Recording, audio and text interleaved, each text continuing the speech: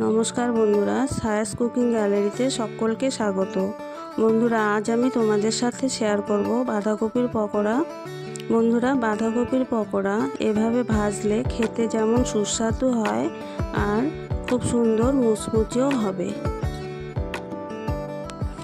শুকনো চালের গুঁড়া 1/4 কাপ, বেসন 2 টেবিল স্পুন, আদা পেস্ট 1/2 টিস্পুন, রসুন পেস্ট 1/2 টিস্পুন, অর্ধেক টমেটো পেস্ট, পেঁয়াজ কুচি একটা, দিয়ে দিলাম কাঁচা লঙ্কা কুচি 3টের মতো, নুন স্বাদ মতো, হলুদ 1/2 টিস্পুন, সামান্য গরম মশলার গুঁড়া, মিট মশলা 1/2 teaspoon, soya sauce 1 table spoon.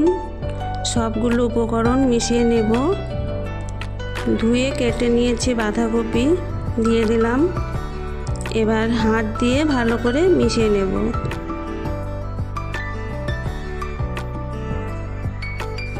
শুকনো লঙ্কার গুঁড়ো 1/2 টিস্পুন দিয়ে দিলাম, জিরার গুঁড়া সামান্য দিয়ে দিলাম।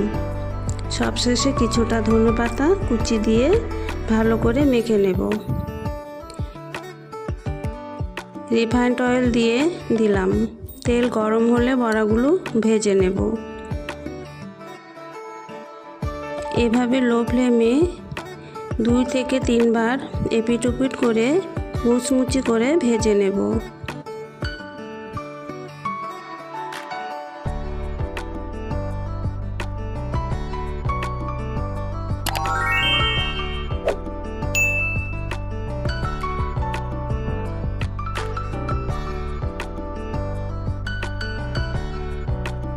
ভাজা হয়ে গেছে, তেল ঝরিয়ে নামিয়ে নেব।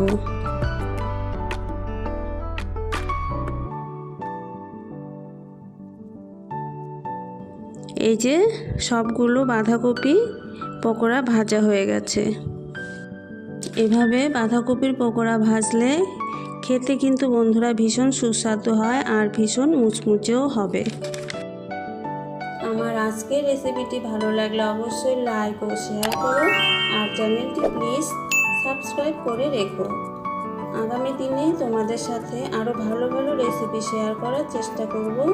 ভালো থেকো সকলেই, ধন্যবাদ।